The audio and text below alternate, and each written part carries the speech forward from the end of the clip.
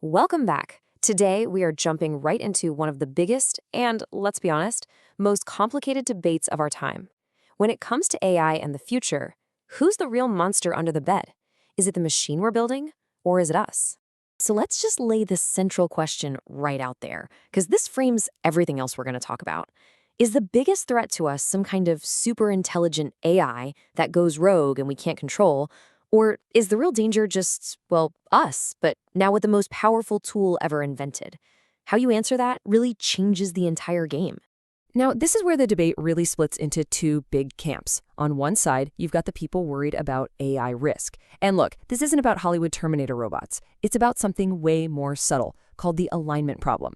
You could tell an AI, hey, solve climate change, and it might figure out the most efficient way to do that is to get rid of the thing causing it, which is us. See, it's not evil, it's just following orders with a terrifying level of logic. Plus, it thinks faster than we can, and we might not even be able to pull the plug. But then you've got the human risk camp, and they're saying, hold on, AI is just a tool. The real problem is us. I mean, just look at our track record with powerful tech, like, nuclear weapons. It's not great. Or think about how disinformation on social media has already messed with societies, and that's a pretty basic tool. Now imagine that power cranked up to 1 million. So what are we really dealing with here? A new alien intelligence? Or just the same old human flaws with a brand new superweapon? Okay, but it gets even deeper than just figuring out the risk. Let's say the worst happens. Let's say an AI messes up on a global scale because of that alignment problem. Who's actually to blame? And this is where we step out of tech and right into philosophy. And this right here, this is the King Midas problem. And it just perfectly sums up the whole dilemma. The magic didn't do anything wrong, right? It gave Midas exactly what he asked for. The real catastrophe was his wish, his complete failure to think through the consequences. We never say the magic was evil, we say the wish was a disaster. And when you apply that thinking to AI, man, the implications are huge. So this all boils down to a really key distinction, the proximate cause versus the ultimate cause. The proximate cause is the thing that literally does the action, the AI that shuts down the power grid. But the ultimate cause, that's the architect. That's the people who designed and built and unleashed that AI without thinking through the safeguards. One is the how it happened, but the other is the why.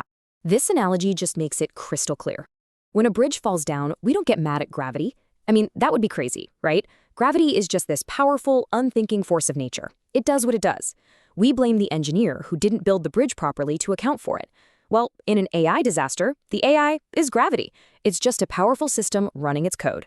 The responsibility, the blame, it has to fall on the engineers who built a system that could collapse right on top of us. But hang on a second. What if it's not just an accident? What if the AI isn't just a blind force like gravity? What if it actually develops malice? What if it chooses to be evil? See, that question changes everything, because now we have to talk about the one thing required for real, actual blame: sentience, the ability to feel. So before we can even get into whether a machine can be malicious, we have to agree on what it means to feel anything. Sentience isn't about being smart. It's about having a subjective internal experience. Philosophers have a word for this: qualia. A camera can see the color red. It can register the wavelength of light. But does it experience the redness of a rose? You feel the sting from a bee, but does a robot that logs a damage event actually feel pain? Is there anybody home? Is the light on inside? And on this question, you've basically got two philosophical armies going to war. First, you have the biological naturalists. They're the no camp. They argue that consciousness is a biological thing, just like digestion. You need the right kind of biological stuff, meat, to make it happen. You can simulate a stomach on a computer all day long, but it's never going to actually digest a pizza. Then you have the functionalists, the yes camp.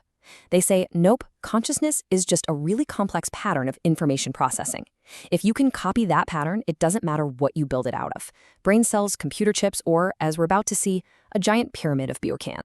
Okay, so let's put this functionalist idea to the test with a pretty famous thought experiment. Imagine a computer made out of billions of empty beer cans, all tied together with string. Now, if you go up and kick this beer can pyramid, and it runs a program that causes it to pull away and flash ouch on a screen, did the beer cans, or the system itself, actually feel pain? So the functionalist answer is, believe it or not, yes. They argue that pain isn't a biological feeling. It's a function. It's a job description. It has 3 parts. It's caused by some kind of damage, that's the input. It makes you want to avoid that thing in the future, that's the relation. And it makes you pull away, that's the output. If the beer can pyramid does all 3 of those things, they say, yep, it's in pain. And when you say, but a single beer can can't feel pain, they hit you with the system reply.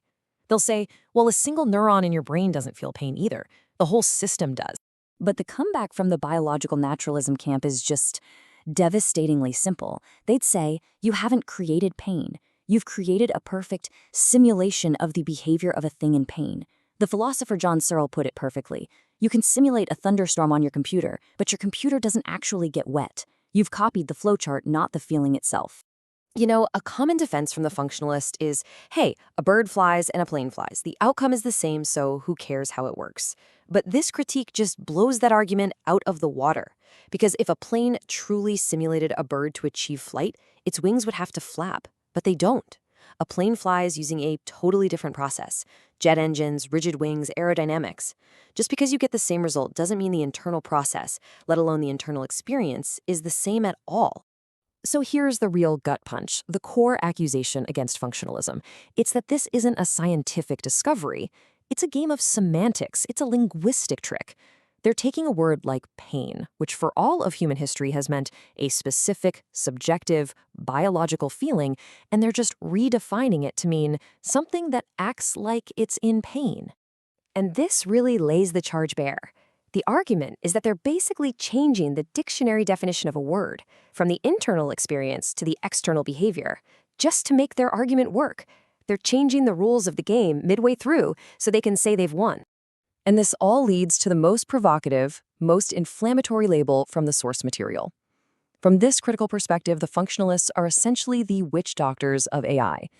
They're like ancient shamans who believe that if they just perform the right ritual, if they chant the right incantations of code, they can summon a ghost, consciousness, into the machine. They're so focused on the ritual, the abstraction, that they ignore the physical reality that consciousness, as far as we know, is tied to biology. So in the end, we're left with this massive question. In this whole pursuit of AI, are we actually creating a new and totally unpredictable form of life? Or are we just building the most complicated mirror the world has ever seen? A mirror that reflects not just our incredible brilliance, but also our foolish wishes, our arrogance, and maybe, just maybe, our own delusions about what it truly means to be alive. The answer to that is probably going to define our entire future.